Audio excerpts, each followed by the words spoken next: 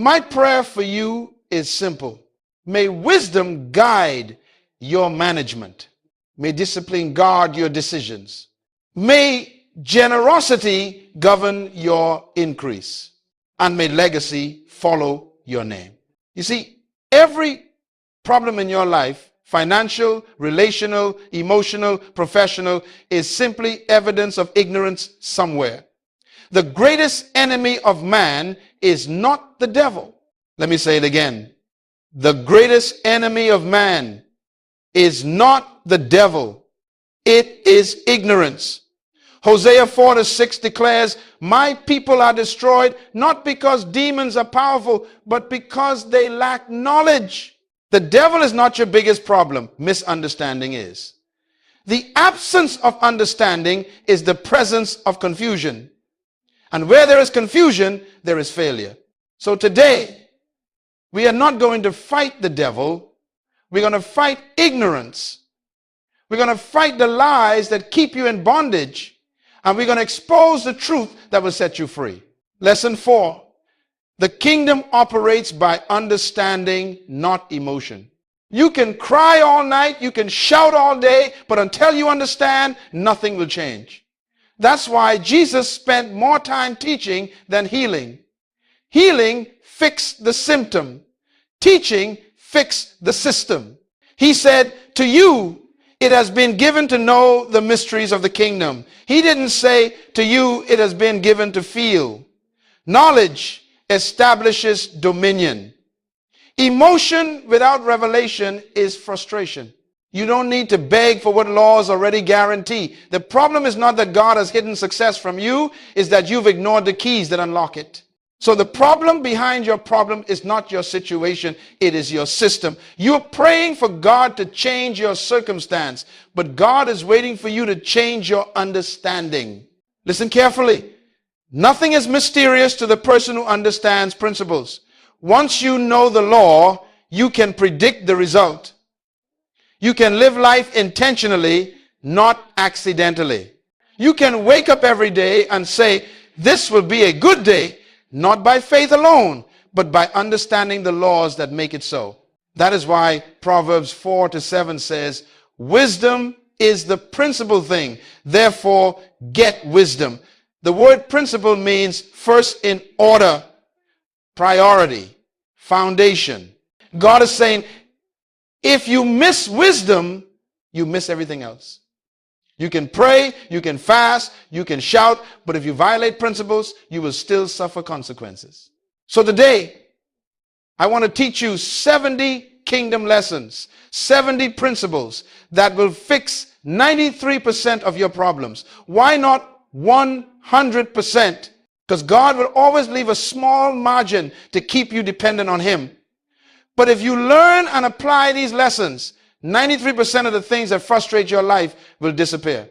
Your marriage, your business, your faith, your career, most of what is broken is not broken by the devil, it's broken by ignorance. You don't need a new season, you need new sense. You don't need a new environment, you need new understanding. Change doesn't begin when you move, it begins when your mind moves. So today, prepare your heart. Open your spirit. This is not entertainment. This is education for elevation. Because when you understand how the kingdom works, you no longer live by luck, you live by law. And the moment you grasp that truth, your days of frustration are numbered. Now, let's begin. Before you can fix your problems, before you can build your future, before you can walk in purpose, there must be understanding.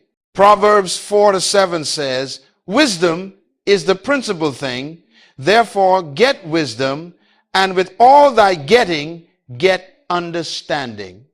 Notice it doesn't say get miracles. It doesn't say get emotions. It says get understanding, because understanding is the womb of success. Everything you fail to understand, you will inevitably abuse. Lesson 1. Ignorance is the greatest enemy of mankind. The devil thrives on ignorance. He doesn't fear your prayer if it's uninformed. He doesn't tremble at your worship if you don't understand why you're doing it. He fears knowledge because knowledge exposes his deception. My friend, you can't rebuke ignorance. You must replace it with truth. Say this after me. The absence of understanding is the presence of error. Every failure in your life is the result of a principle you violated, knowingly or unknowingly. So if you want to fix your life, don't ask what went wrong. Ask, what law did I break? Lesson 2. Where purpose is not known, abuse is inevitable. If you don't know why something exists, you will misuse it. That includes your time, your relationships, your gifts, and your body. Purpose protects function. A car is designed to drive on roads. If you try to drive it across the ocean, it's not the car's fault when it sinks, it's your ignorance of its purpose. In the same way, when you violate your design, you damage your destiny. Lesson 3. God created everything to function by principle.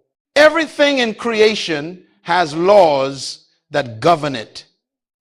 The seed obeys the law of sowing and reaping. The planet obeys the law of gravity. The mind obeys the law of focus. The moment you understand and align with those laws, success becomes predictable. God's kingdom doesn't operate by miracles as much as it operates by management of principles. Miracles are temporary solutions. Principles are permanent protection. Let me say it again. Miracles are for emergencies, but principles are for living. If you keep needing miracles every week, it means you're living outside the laws that make miracles unnecessary. The goal of God is not to keep rescuing you, it's to teach you how to rule. Lesson 4. The kingdom operates by understanding, not emotion. You can cry all night, you can shout all day, but until you understand, nothing will change. That's why Jesus spent more time teaching than healing. Healing fixed the symptom. Teaching fixed the system. He said, to you, it has been given to know the mysteries of the kingdom. He didn't say, to you, it has been given to feel. Knowledge establishes dominion. Emotion without revelation is frustration. Lesson 5. Change doesn't begin when you move. It begins when your mind moves. Some people think if they change cities, change churches, change partners, things will improve. But if your mindset doesn't change, you will recreate the same mess in a new location. The Israelites left Egypt, but Egypt never left their minds. That's why they wandered for 40 years. You don't escape failure by relocating. You escape failure by renewing your mind. Romans 12:2 says, be transformed by the renewing of your mind. That word transformed means metamorphosis, a complete change from the inside out. It's not about patching the old, it's about becoming new. You cannot have a new life with an old mindset. You cannot step into a new season with old systems of thinking. So I ask you today, what do you understand about your own life? Do you know the principles that govern your purpose, your success, your relationships? Because until you do, you will continue to repeat cycles that prayer alone cannot break. Understanding is light, and light always exposes the hidden traps of darkness. When you gain understanding, you stop reacting and start responding. You stop guessing and start governing. You stop surviving and start succeeding. That's why Jesus said, you shall know the truth, and the truth shall make you free. Not shout the truth, not sing the truth. Know it, because knowledge of truth is what produces freedom.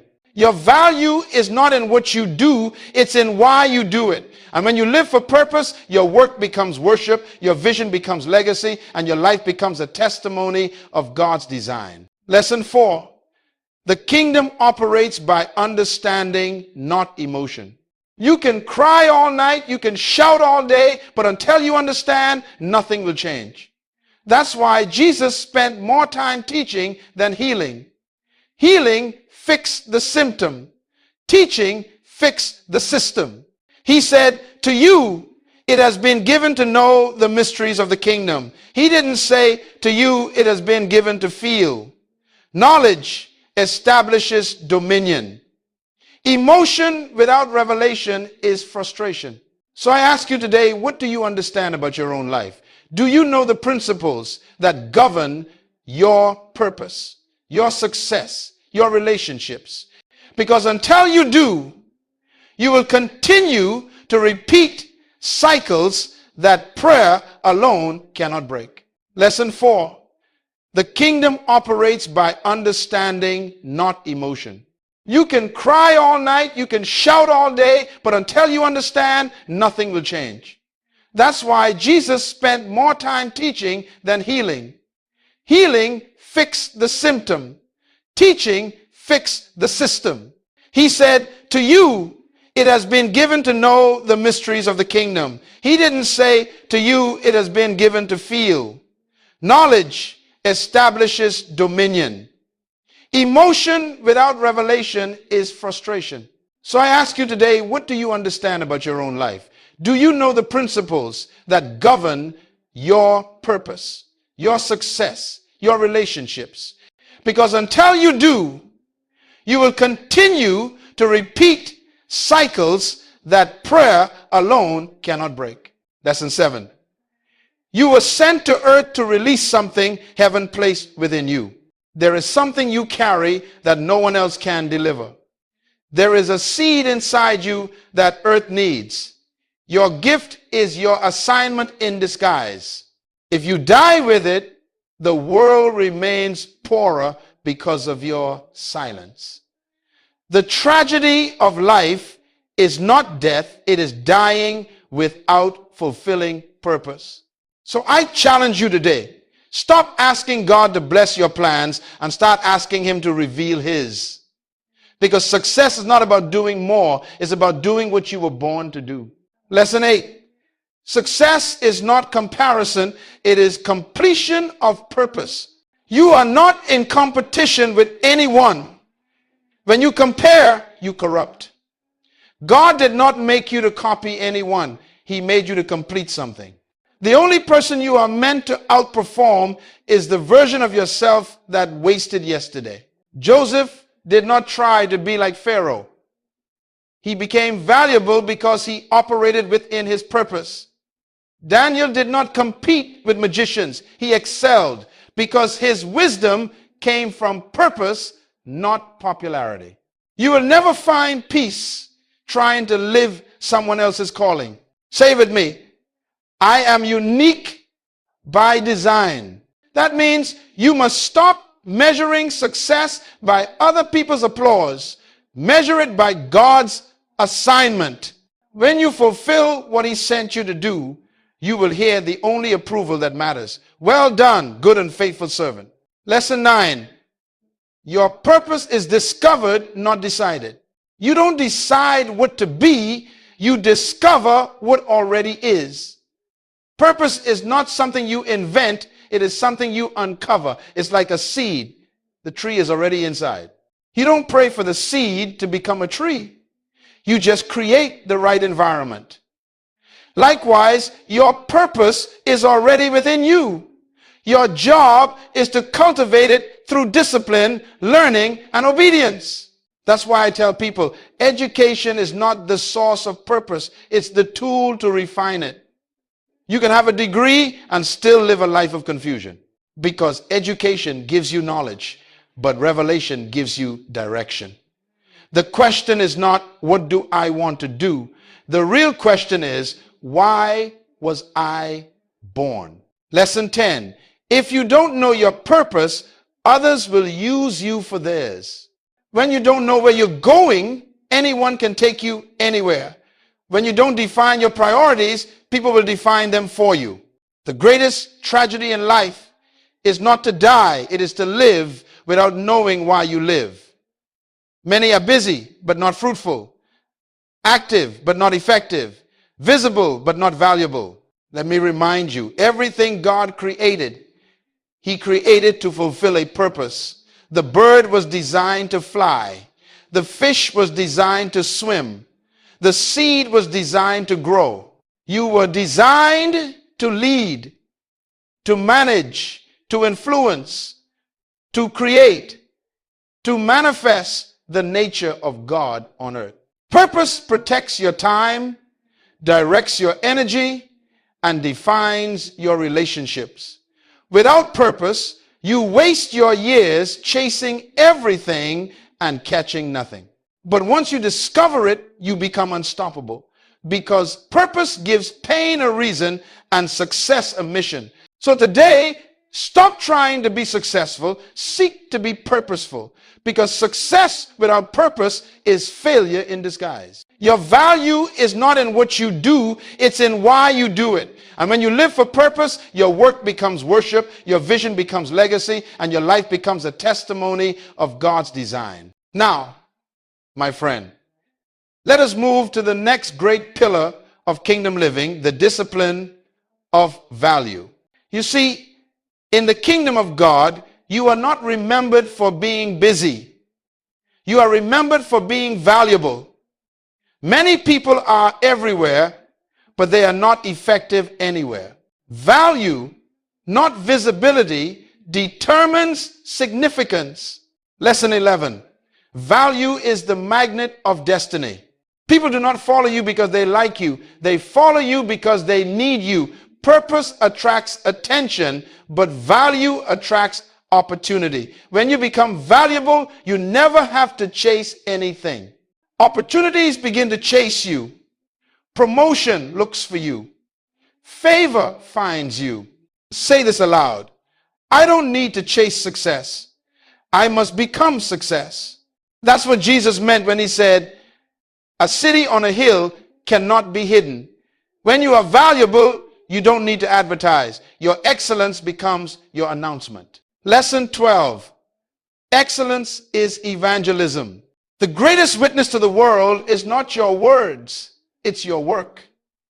When Daniel served in Babylon, he didn't preach sermons in the palace. He displayed wisdom, discipline, and integrity. And the Bible says the king found him 10 times better than all the others. That's evangelism through excellence. Excellence is not perfection. It is doing ordinary things extraordinarily well. Whether you are sweeping a floor or leading a company, do it in a way that reflects the character of your king. Because God never rewards mediocrity. He only blesses mastery. Lesson 13. Be valuable, not just visible. There are many people in the crowd, but only a few make impact.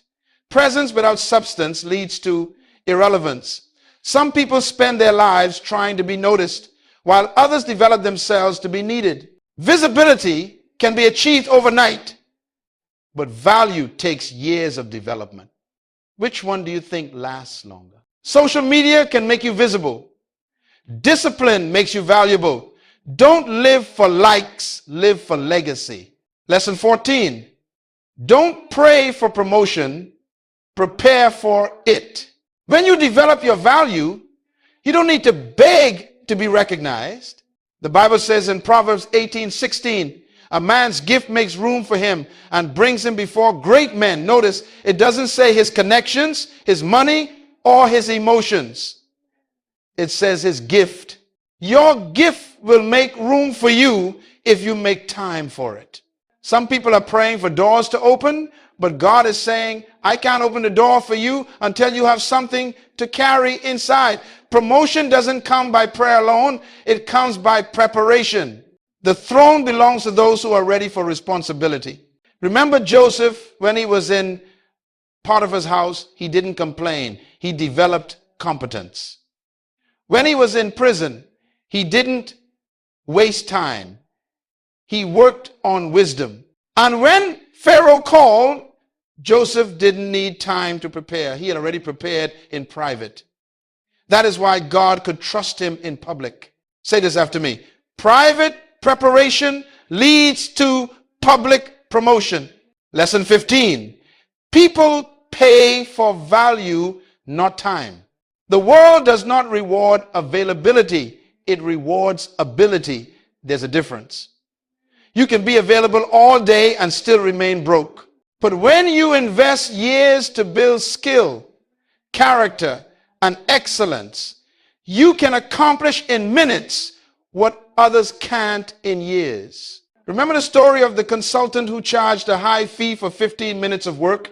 He said, "You're not paying me for 15 minutes, you're paying me for the 15 years that trained those 15 minutes. That's value. You see, value compresses time. When you become valuable, 1 hour of your work can be worth what others earn in a month. Stop trading time for money. Start trading value for reward. Hear me carefully.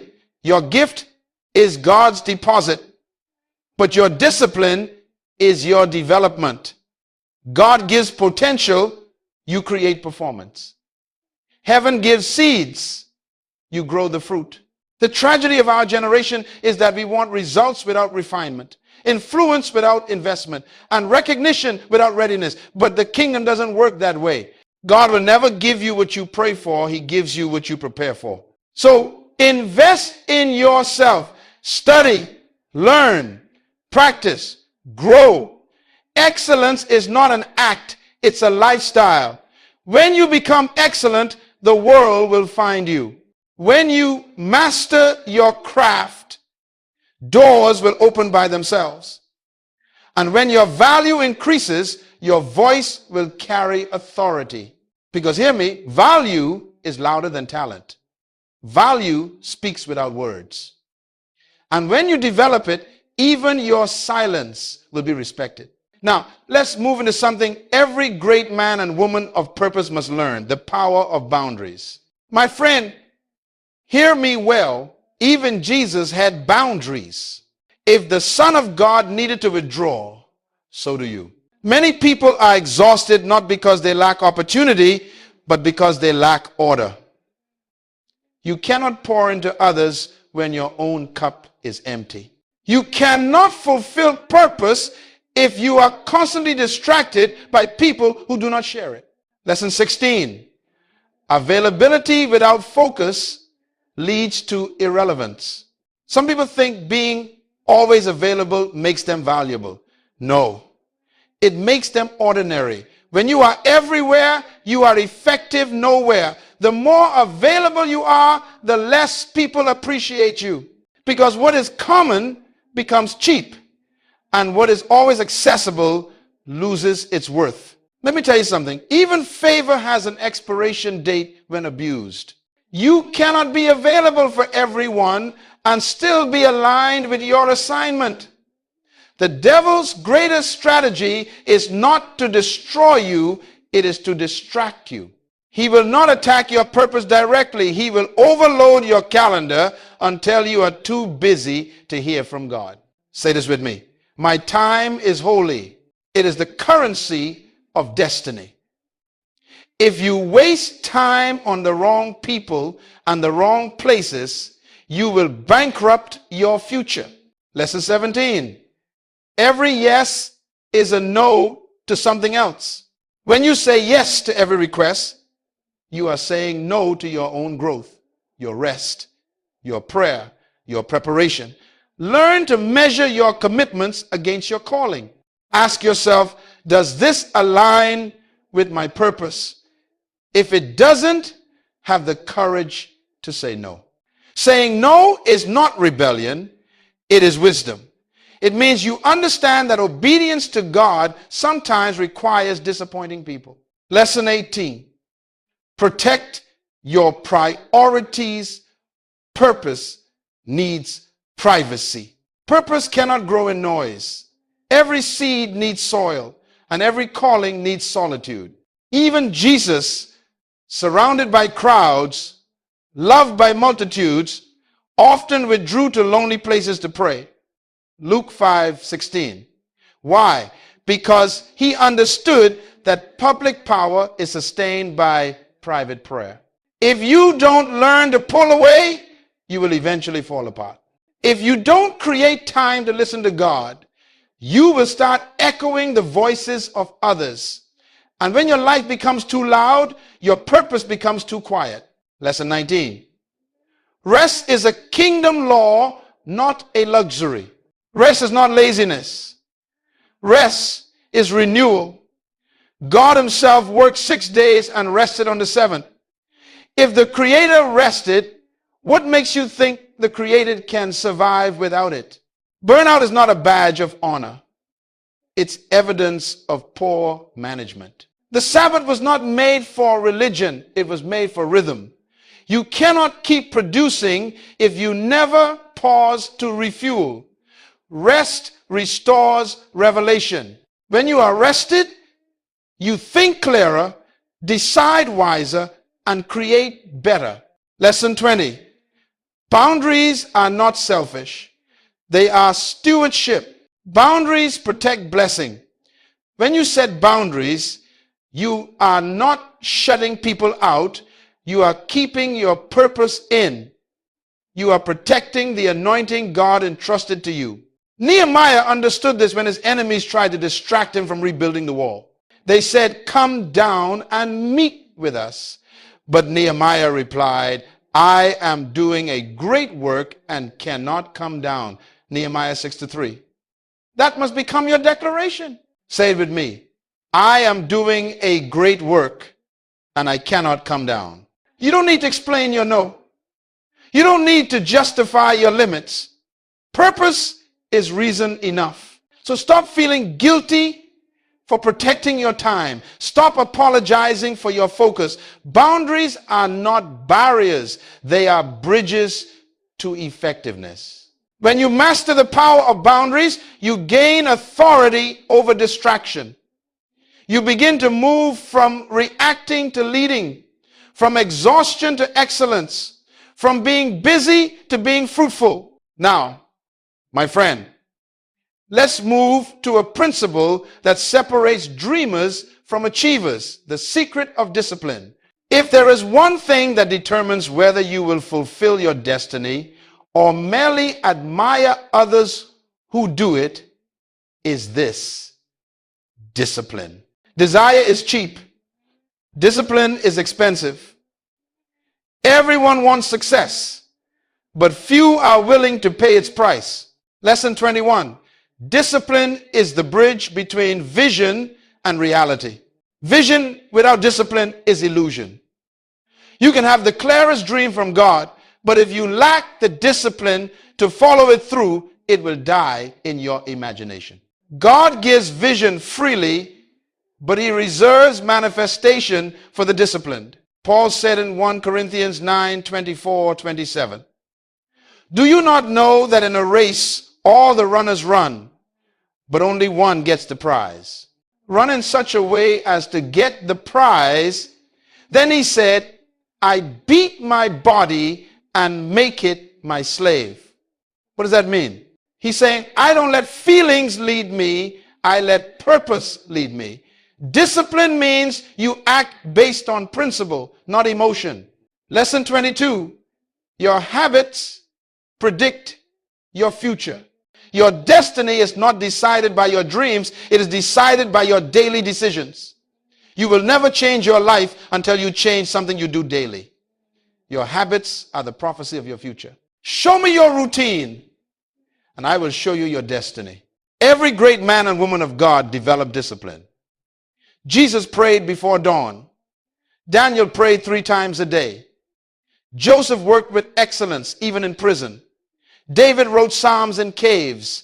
These were not random acts. They were habits of greatness.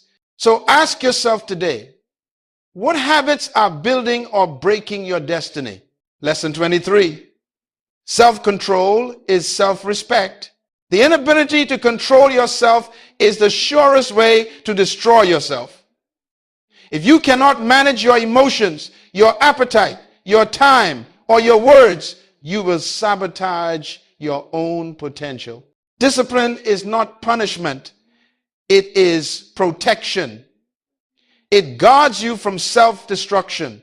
Proverbs 25-28 says, like a city with broken walls is a man who lacks self-control. Without discipline, you are defenseless. The enemy doesn't need to attack you. Your own habits will do it for him. But when you control yourself, you honor yourself. Because the highest form of respect is mastery over your own impulses. Lesson 24. If you cannot control your appetite, you cannot control your destiny. Esau sold his birthright for a single meal. A moment of pleasure cost him a lifetime of purpose. Discipline means saying no to the temporary so you can say yes to the eternal. Every time you deny the lesser, you make room for the greater. That's why fasting is not just about food, it's about focus. It reminds your flesh that your spirit is in charge. You can't lead others if your stomach leads you. You can't manage people if you can't manage yourself. Lesson 25. Consistency turns ordinary into legendary. One act of discipline won't change your life, but daily discipline will. The power of small, consistent actions compounds over time. A drop of water falling on a rock every day eventually breaks it. Likewise, a disciplined man will accomplish what the talented man only talks about. Discipline turns momentum into mastery. Talent may open the door, but only discipline keeps you there. Say with me. Discipline is the womb of greatness.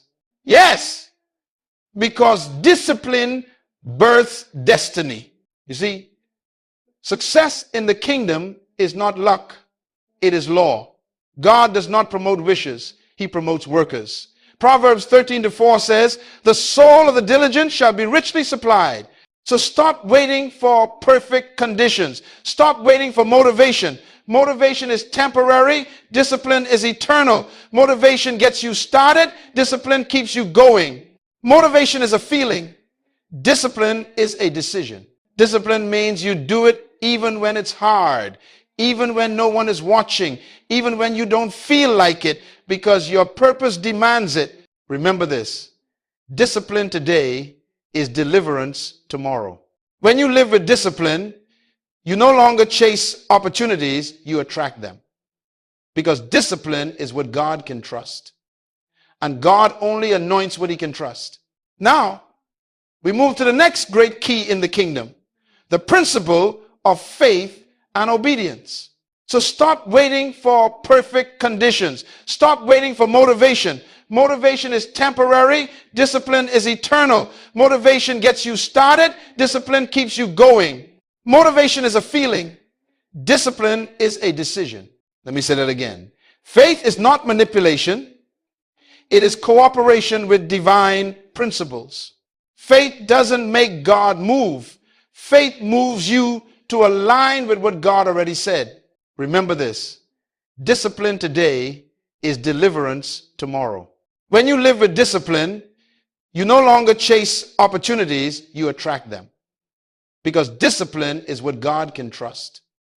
And God only anoints what he can trust. Faith is one of the most misunderstood concepts in the church today. Many people treat faith like magic, something mystical that makes God do whatever they want. But true faith is not manipulation, it is cooperation. Faith is not waiting for evidence, it is acting on instruction. The proof of faith is not your shout, it is your step. Lesson 27. God blesses instruction, not intention. You can have the best intentions in the world and still live in disobedience. God doesn't reward what you mean to do, he rewards what you actually do. Intentions are good, but instructions are divine. When God told Joshua to march around Jericho, he didn't ask him to understand the strategy, he asked him to obey it. The walls didn't fall because of volume, they fell because of obedience. The miracle was in the method. Faith is not waiting for evidence, it is acting on instruction. The proof of faith is not your shout, it is your step. Lesson 28. Every miracle is a result of obedience to a principle. God does not violate his laws to help you. He uses his laws to bless you. When Jesus multiplied the loaves and fish, he first told the disciples, sit the people down. Why? Because order always precedes increase. God will never multiply what you refuse to manage. Say this after me. My obedience is my access.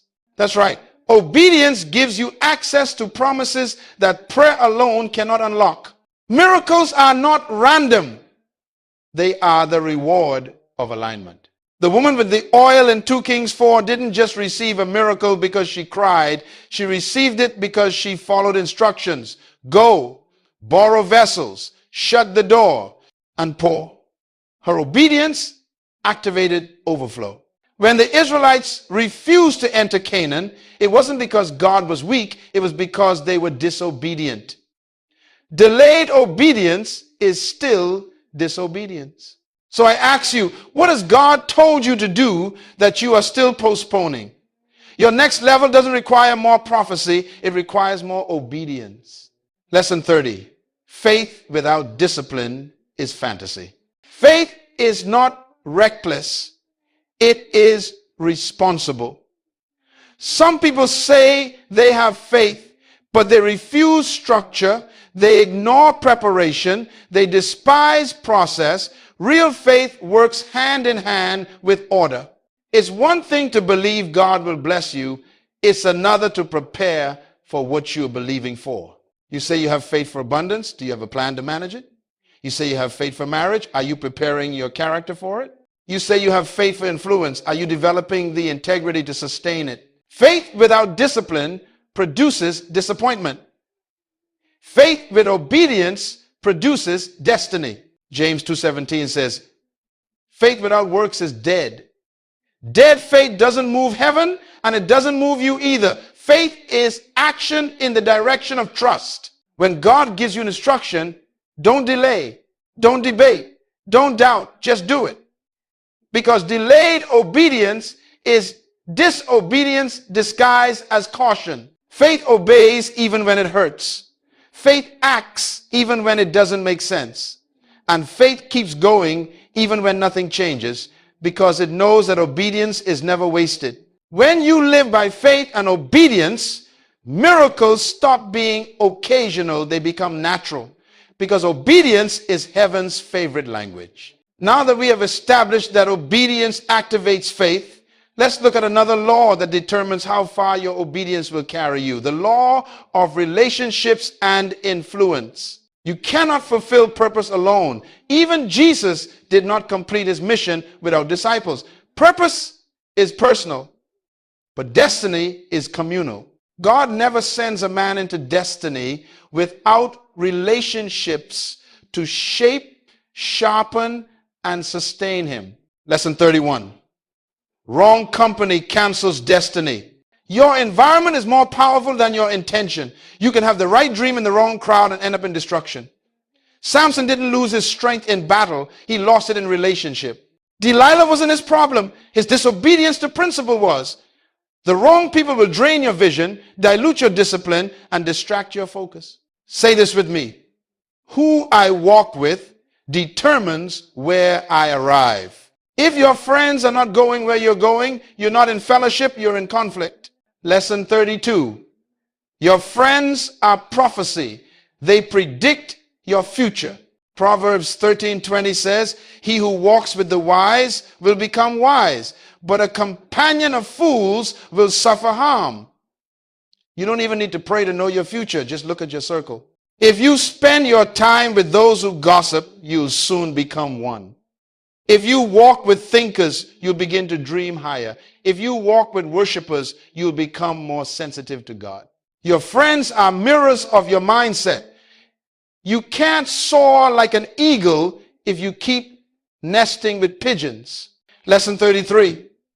Relationships must be purposeful, not convenient.